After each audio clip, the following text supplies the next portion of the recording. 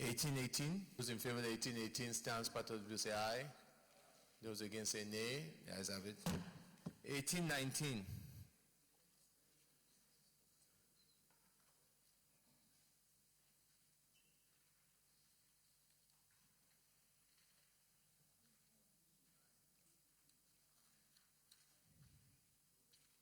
Those in favor that 1819 stands part of the bill say aye.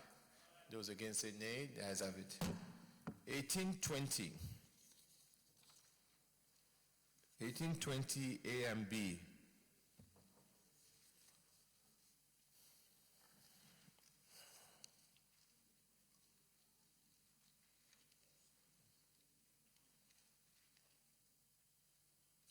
Those in favor that 1820 A and B stands part of the bill say aye.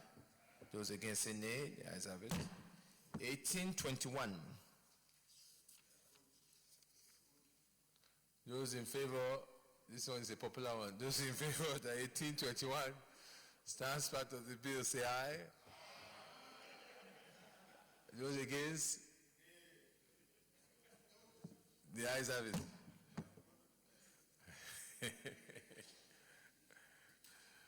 Those in favor of 1822.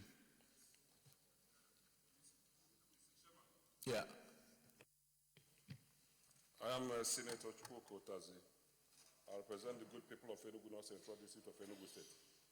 Mr. Chairman, in the last primaries leading to 2015 general elections, we had the experience of having parallel primaries. A situation where you had people with having primary, the party will conduct primary, a candidate, an aspirant will conduct a parallel one and get to INEC and get endorsement. And you think you have gotten that having done the INEC been in your election, they have seen your primaries and all that have gone. Only for you to go to INEC office, you see the same INEC endorsing the result for the person in primary and creating confusion. How do we handle it with this 22? That once they endorse, and you go to INEC like in the past experience, I had such case as it concerns me. I had two endorsements by INEC for me and for a person who did the parallel primaries. How do we handle that? So I think we have to go a step further in this issue here. You know, I just saying so because if you not do, the end of the day, you end up in court. And from there, you go to the police. You start looking for police who were there at the primaries. You start going to the DSS that were out there at the primaries, causing confusion when the party has already done their business. So it's not just enough. We have to find solution to this. That is not just endorsement, is not a prima facie evidence only. Because people can do another one, and before you even do it, because I was in Enugu celebrating that I won a primary, and in Abuja here, somebody's name was already being scrolled on NTA as the winner of that primary, the same primary. And so that's just, I want us to think aloud. All of us have to think, please. I've just pointed, I'm a gadfly, I've pointed to a problem. But I refer section. Mr. Chairman. Mr. Chairman. Yeah, thank you. So I think what we want now is suggestion. I think you have recounted your own experience. It's now suggestion. Yes, Senator Samayang. Chairman, Senator Samayang, Imo East. I was thinking that to cure the mischief he's trying to his fear, if we look at section 24, jurisdiction of courts, where it said, notwithstanding the provisions of this act or rules of a political party, an aspirant who complains that any of the provisions of this act or rules of a political party has not been complied with in the nomination of a candidate of a political party for election may apply to the Federal High Court or State High Court or FCT for redress. Can that be? That was not clear.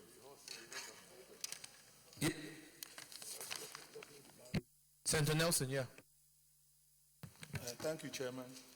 Nelson Effiong Okwebom, sir. Mr. Chairman, I think the tradition has been that the primary result or the names sent to INEC is always endorsed by the national chairman. I think that is always a tradition. And I don't think there is any ambiguity in that. Okay. That, Okay. Senator Abdullah Adamu.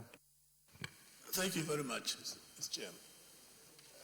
In as much as one sympathizes with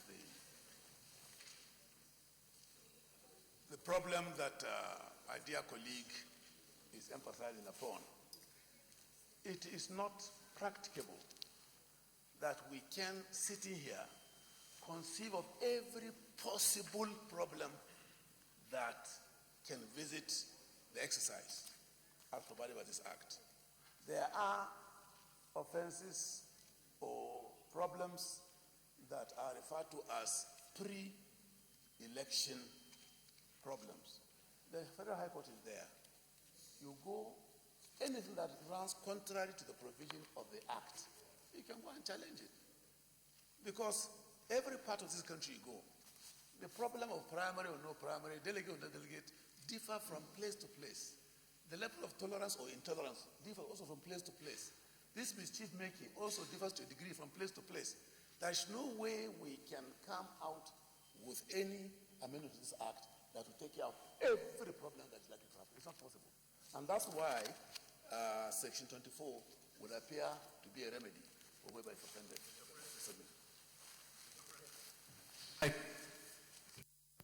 Senator Abuke, maybe you want to give us some. Yes, thank you, Mr. Chairman, distinguished colleagues.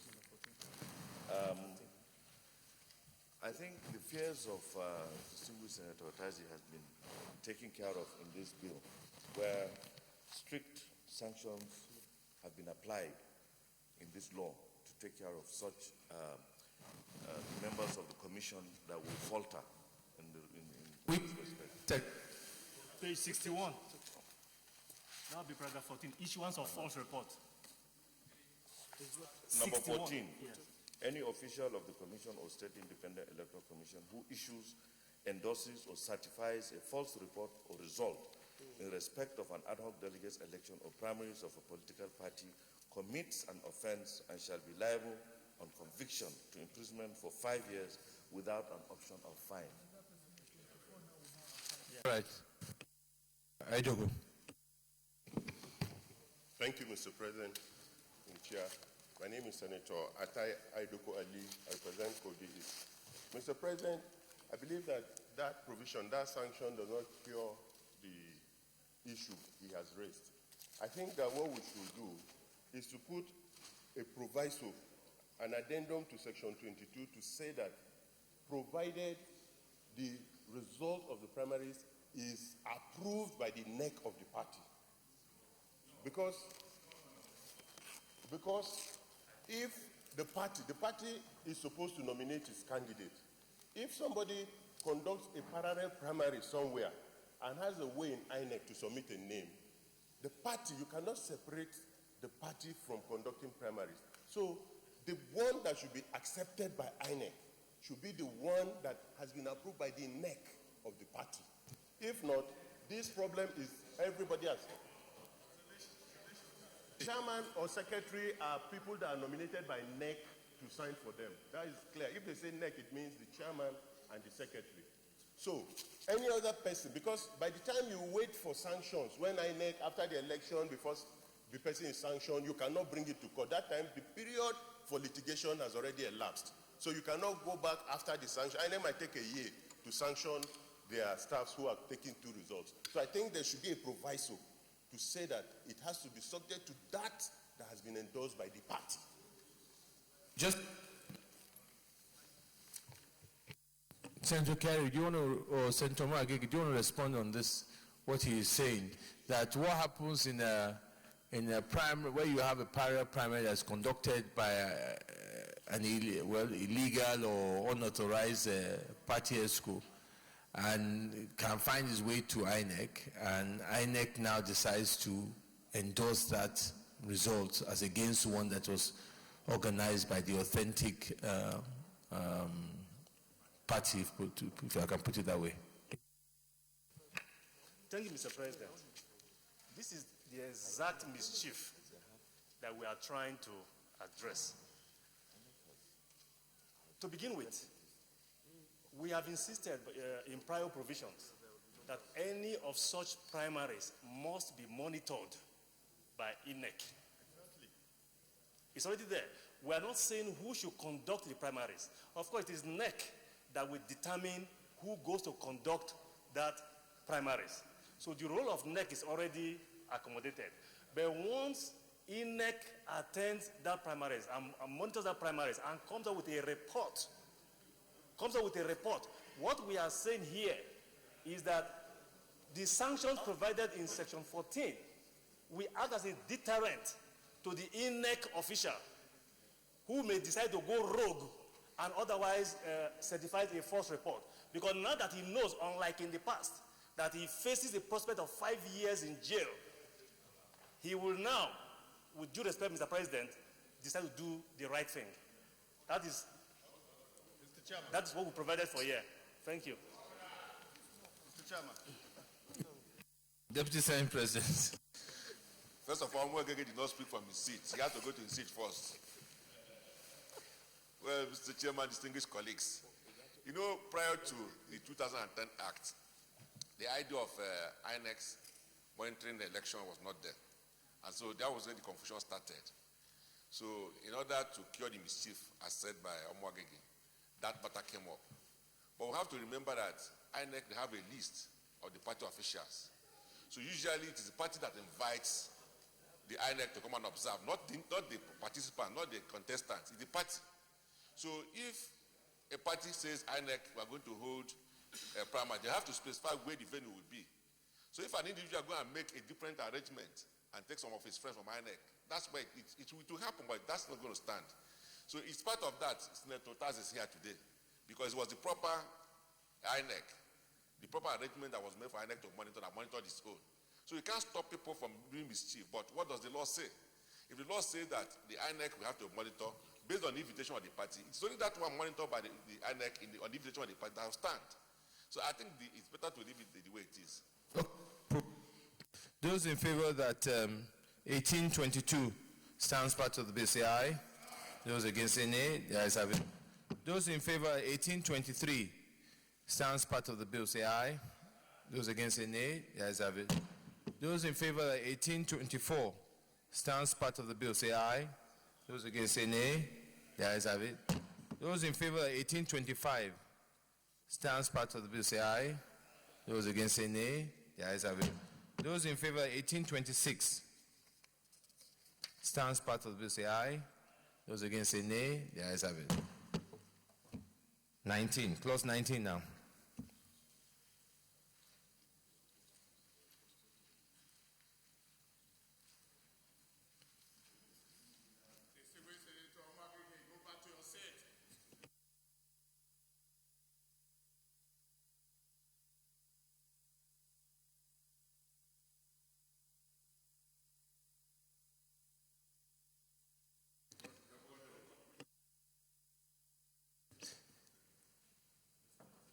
I think at the point of contribution, Senator Magigi, you go to your seat when you want to contribute.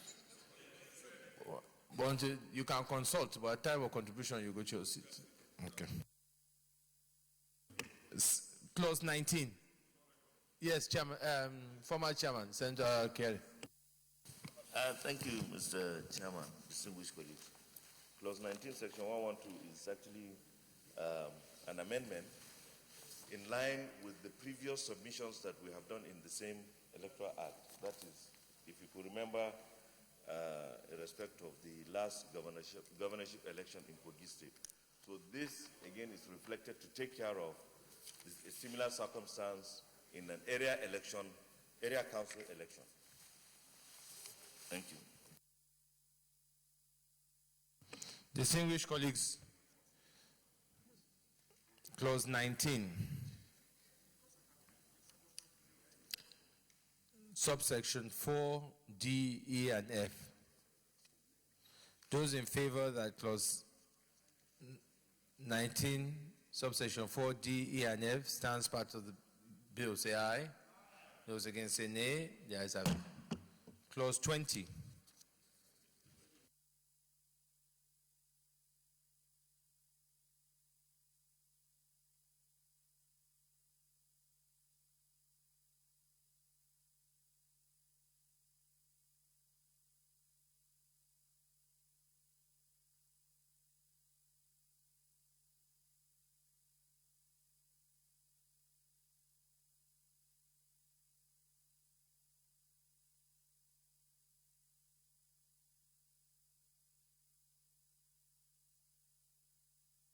Senator Kerry, can you just give us a background to this one? Senator Abukir, this clause 20. Can you just give us a short background to?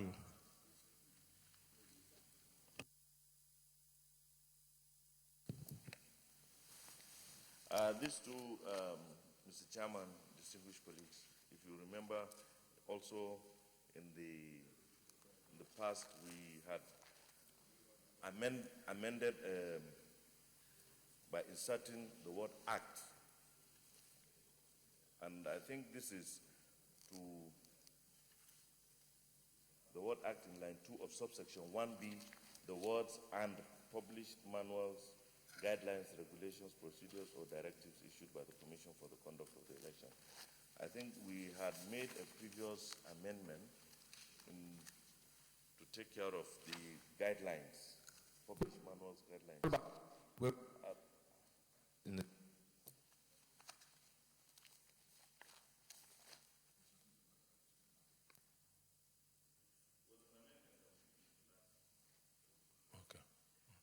Senator Omar Agege. Thank you, Mr. President. What this amendment seeks to achieve, it's, if you recall, in the last electoral cycle, we had issues dealing with directives issued by INEC by way of their guidelines. And the issue became whether or not those directives in those guidelines were mere directives as some council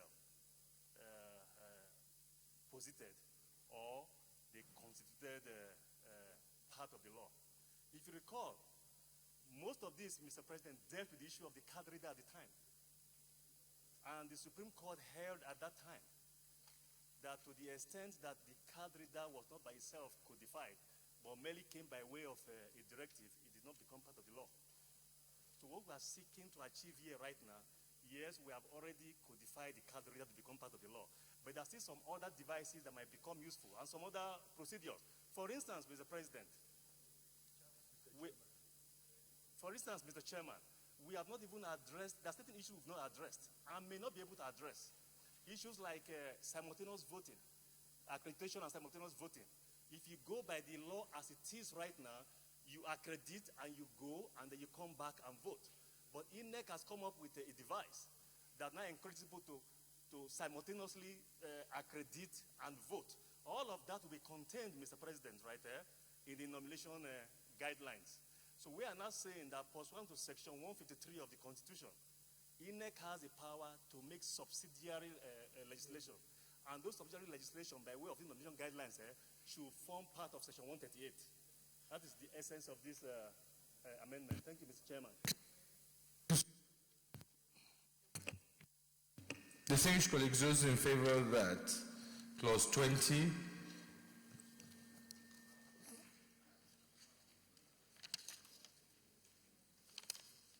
stands part of the bill, say aye.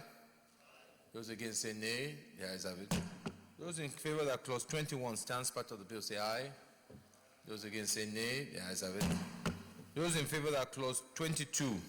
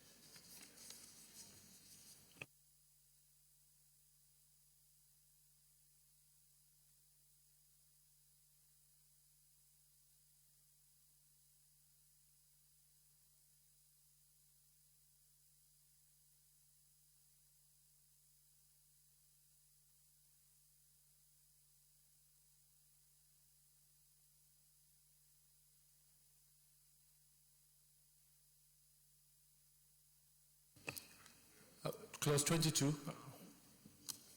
Can I put the question? Those in favor that clause 22 stands part of this, say aye. Those against, say Senator Nyako. Thank you, Mr. President. I think looking at there's a section there that says, provided that the person with the second highest number of valid votes cast at the election remains a member of the political party on which the platform he contested the election. Otherwise, the candidate with the next highest number of votes in the election who satisfies the same conditions. For me, I think there's a little bit of ambiguity when on the issue of the same conditions. I think they should rather refer to two above. Am I making sense? There's two above. Rather than saying the same conditions, these same conditions is a bit ambiguous in my opinion.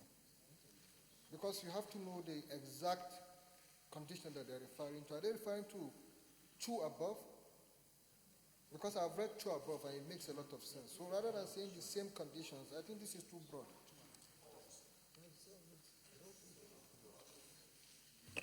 So these same conditions, I think for me there should be a little bit of clarity there. But this one is part of two. Okay.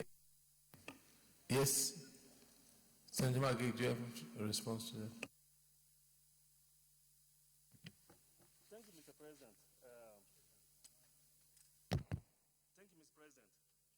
The mischief we seek to address by this proviso is that the person who otherwise has the second highest number of votes remain at that particular time, material time, a member of the party. So if for some reason he has moved to another party, then the next person with the next highest number of votes who otherwise satisfies these requirements right there should be so declared. That's the mischief which we're seeking to cure.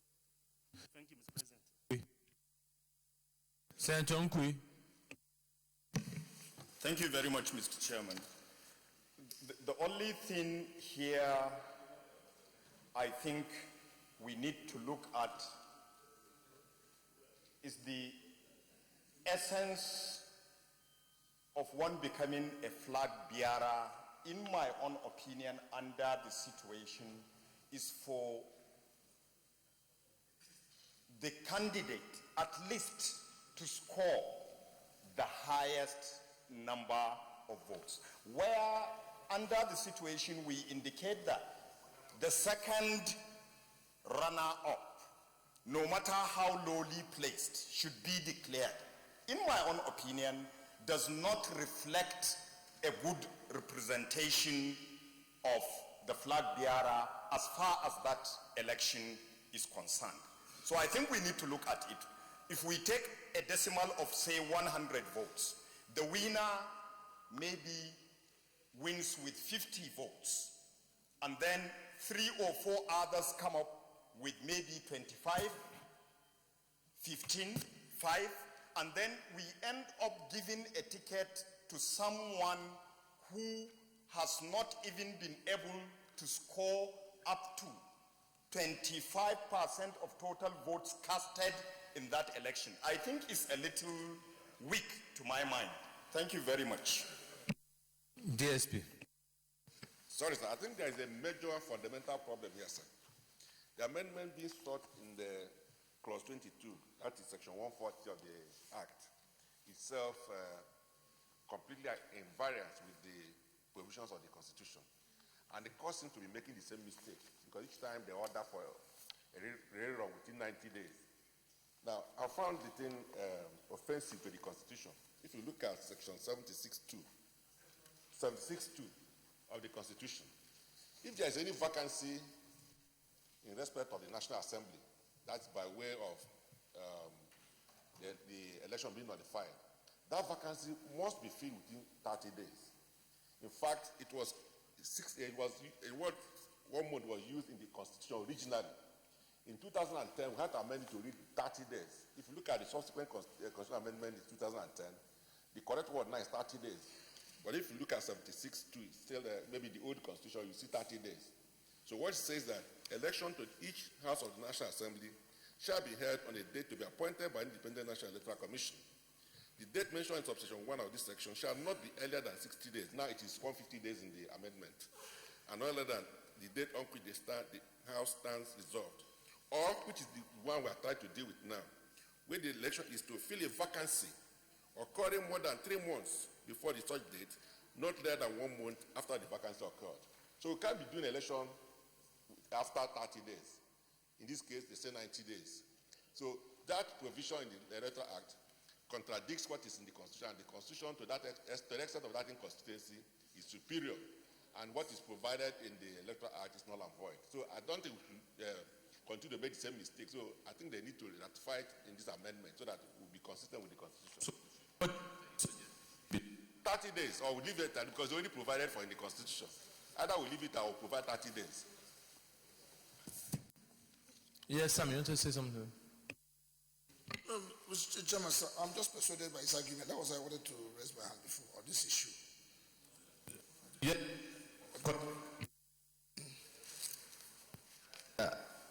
That 30 days. Okay. The question, let me go back, and there was a point raised by Senator Onkwe, which maybe they can educate some of us. In a primaries where the winner, for one reason or other, loses at tribunal or is nullified, and the person that comes second scores even less than 5%, are we saying that by this law, because he has participated in that election, he should be given the ticket automatically? Is that what we're saying? Is that fair to don't you think that we should have something as a minimum cutoff that shows that is a representative of what the wish of the people? Because a lot of people just buy forms and just score 2 votes, and then they go to court hoping that they can make an event and then benefit. But if you know you have to score maybe 1/3 or 25% or something, surely then you can. I don't know, let me take contributions for other people. Maybe Senator Bintamasi, yes. Thank you, Mr. Chairman, distinguished colleagues. My name is Bintamasi Garba. There was an incident that happened to me in 2006 when I contested for the House of Representatives to represent Minchika Madagali Federal constituency. I came second. And the winner was made the deputy governor. That was a person of Balanglari. And the party thought they could take another name to the political party. But the party insisted that the second runner-up must be given the ticket. And that is how I came to the National Assembly the 3rd time. So I think if an election was conducted, the first runner-up was there, the second runner-up, it's morally right that the second person in position should take that place. Because if you say you want to go for another rerun of another election, it's going to have disjointment in the process. So I think I will align myself with what has been slated in this, the new electoral act that we're trying to work on that. But I think the argument is not that the second runner-up should not, but shouldn't there be a proviso of Senator Gubri? Thank you very much, Your Excellency, distinguished colleagues. My thinking is that we have to have a proviso here, so that at least that candidate must score minimum of 25% of the votes. Otherwise, we would have problem, because even at the presidential level, that's what it is. Minimum of 25% of the votes in 2/3 of the state.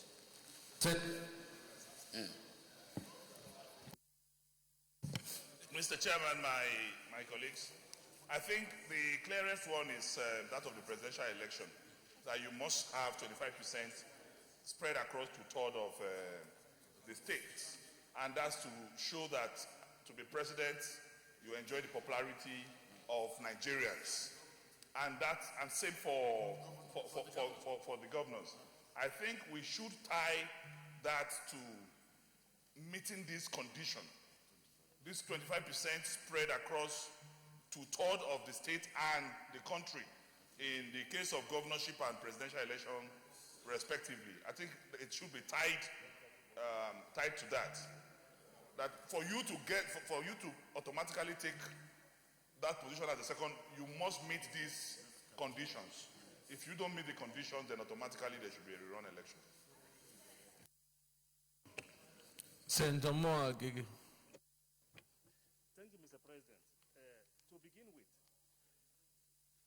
addressing the issue of the president and the issue of... I'm having a problem with my microphone. Addressing the issue of Mr. President, Office of the President and Office of the Governor. The law already provides for that, because we said who otherwise satisfies the requirements of the Constitution and the Act. So we don't need to go specify one more time that you should meet 25% or 2/3 of 25% of 2/3 of the state or of the country. That's already provided for. The mischief we are trying to address here, by the way, let me just point this out, Mr. President. We are not addressing the issue of primaries. It is the issue of the general election. I was putting forward is, if in a primaries, party primaries, three people contest, the winner is now nullified for one reason after.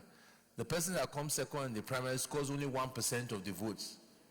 Now, the question is that in general election, as you rightly said, there is a proviso. But in party primaries, there is no proviso that I'm aware of. That don't you think we should introduce a proviso in the case of party primaries? Mr. President, in a way, we addressed that when we took care of the Kogi mischief. When we took, yes, already addressed. When we addressed the Kogi situation, that was the issue that addressed that dealt with primaries. Whether or not the Faleke situation should be the law, or whether the extant law where the current governor is right now should be the law. Because the argument that was made at the time was the current governor, I think, had very, very scathing an insufficient number of votes, and that being the case, he ought not to be the candidate. You know, but I think the position we took there then, rather, yes, the position we took then, Mr. President, that notwithstanding right there, he should become the candidate. There was no need for a fresh primaries, which is also akin with what happened when Jonathan became the candidate. Then Governor Jonathan won the nomination of a deputy primaries in Bayelsa, and Silva, who later became the governor, also came with very, very insignificant second. But at the end of the day, right, he also became the candidate. I think that one has been addressed, Mr. President.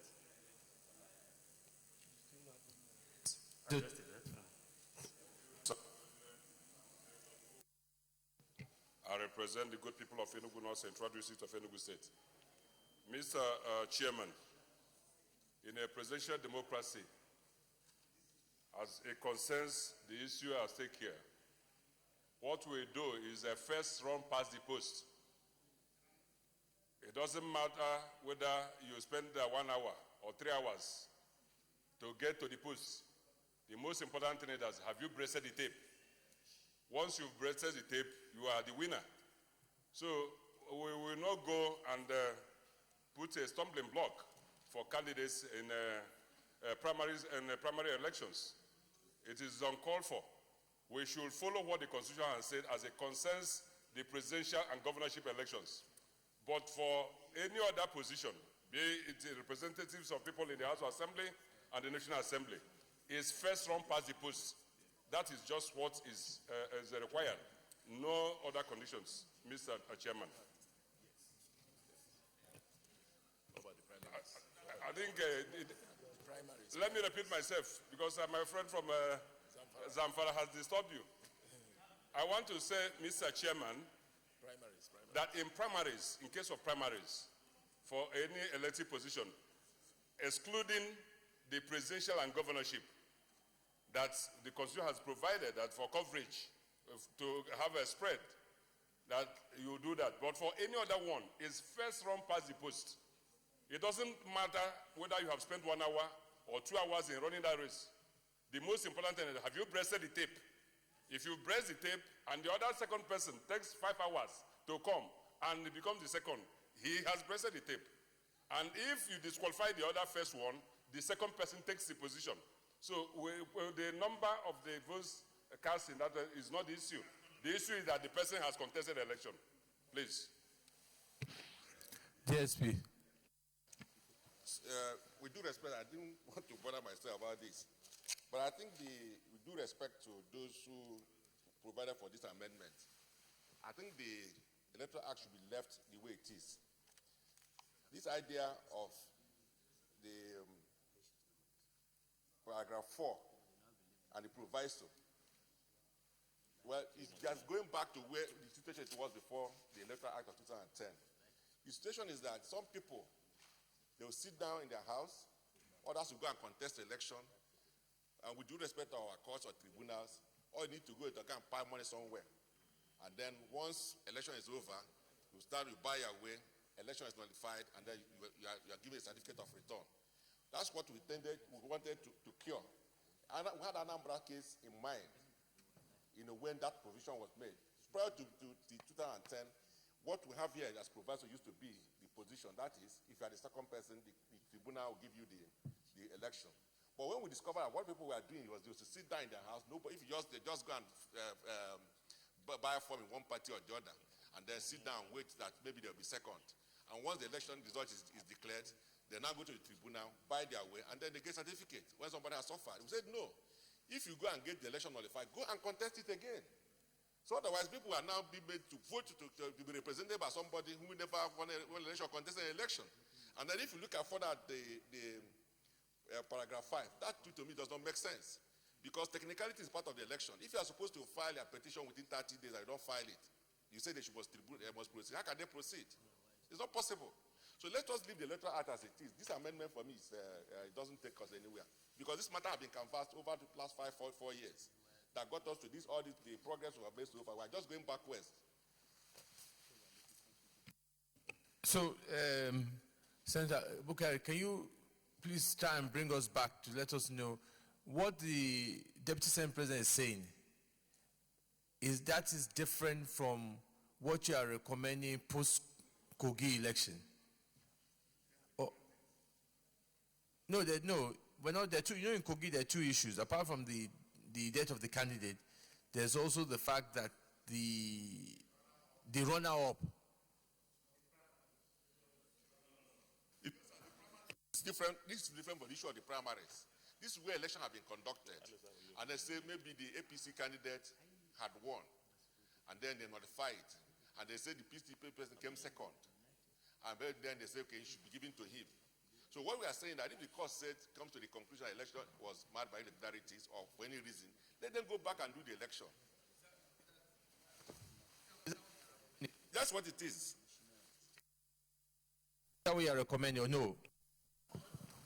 What we are recommending, actually the genesis of this section arose, Mr. Chairman, distinguished colleagues, from the submission made by INEC. And it arose from the several, they were there at the summit and they had also a working document. And we looked into it and the committee adopted their position. Simply because if you look at what has happened in Kogi, the senatorial election, a situation where the winners were disqualified. I think we have clarified the issue of qualification in the previous section, where it's very specific in line with the Constitution of the Federal Republic of Nigeria. A situation where a candidate was found not qualified to start for election in the first place, but stood for election and won, the court or tribunal is to disqualify that particular candidate. In the past, by-elections were conducted. And in most cases, it's the second candidate that almost wins that rerun election. So what INEC is saying is that we're just going back because they have had instances in Kogi, they have had in Gombe, they have had in Kaduna State, where the second person of that election usually ends up winning that rerun election again. So instead of going back and wasting resources and time and effort, they are saying that let the court just declare that second candidate as long as he remains in that political party. Now, The conditions are very clear. And also, it also serves as a deterrent and also a punitive measure for political parties. So the political parties should have thorough investigation and thorough due compliance with, in terms of their candidates. A lot of times, candidates who are not qualified, political parties would just fill them. So I think this is also another way to deter political parties from. Has to do with general election, where a candidate of a party has been, this election has been nullified, and you're now saying that what we should do is that whoever comes second should be given the mandate. Yes, that is to do with general election. The other one I thought we're also talking about is that in pre-election matter, let's say something has come up as regards to the primaries of that party, which has now again nullified the candidate. Are you suggesting that the person that came second in the primaries should be given the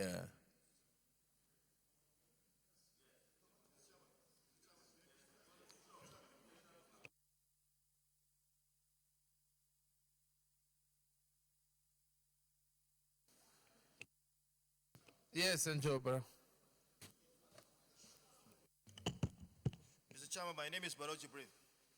Mr. Chairman, we just have to, in the interest of justice and fair play, we just have to adopt what is in the Electoral Act now, just as canvassed by DSP. Going with what he's talking about, both at the primaries, well, in the general election, well, I agree with him 100%, and I want the same thing applied to even the primaries. Because we do not, what is happening now, or what was happening before the Electoral Act was amended, that before 2015 or so, somebody would just sit down in his house, allow election to go on, and then after he would just go and connive with the courts. And they would, election will be given to him free of charge. And that has been stopped, and they want to bring us back to that era. It shouldn't hold. And again, even in the primaries, once there's a problem, there should be a rerun. There should be a rerun. Go and reconduct primary election again. Let's go mutandis. Both the general election and also the primary election. And so submit.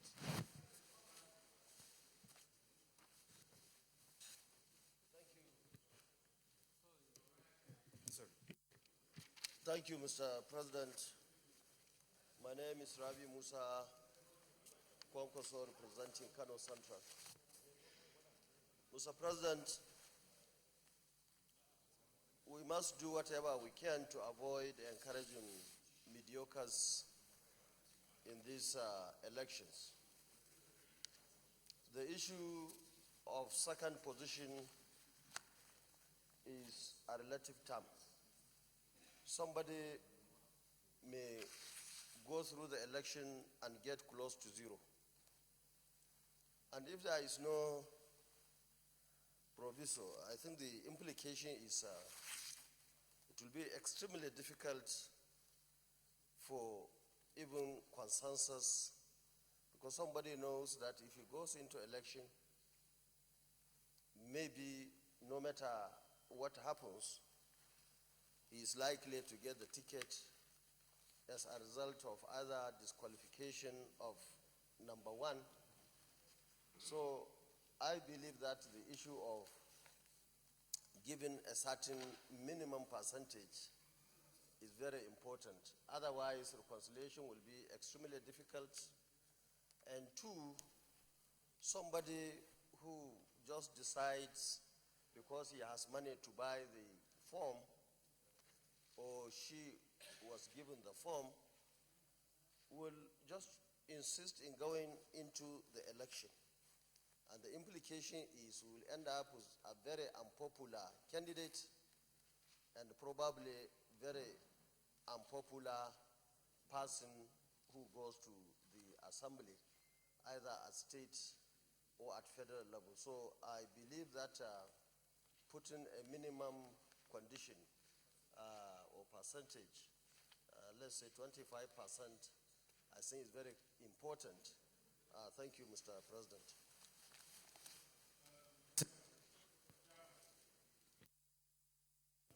I can see you, I know. So you wait, eh?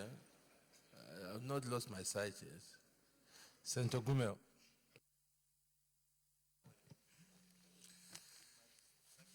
Chairman, my name is Senator Abdullah Gumel. I come from Jigawa, northwest of Jigawa State. Mr. Chairman, I was the chairman of INEC in 2002, how we crafted the Electoral Act in the House of Representatives. And the mischief at that time that we wanted to correct is what happens in the Second Republic, especially in Kano and Kaduna states. The dominant political party then was PRP. And we in the MPN, we just sit down, and most of our candidates in the House of Representatives and state assemblies got into the houses not by the mandate of the people, but by technically knocking out those that won the elections in courts. Maybe on tax clearance, on other things. So in crafting that law, sir, we took into cognizance of that happening, and in that case where the candidate is disqualified, we recommend that election should be conducted again.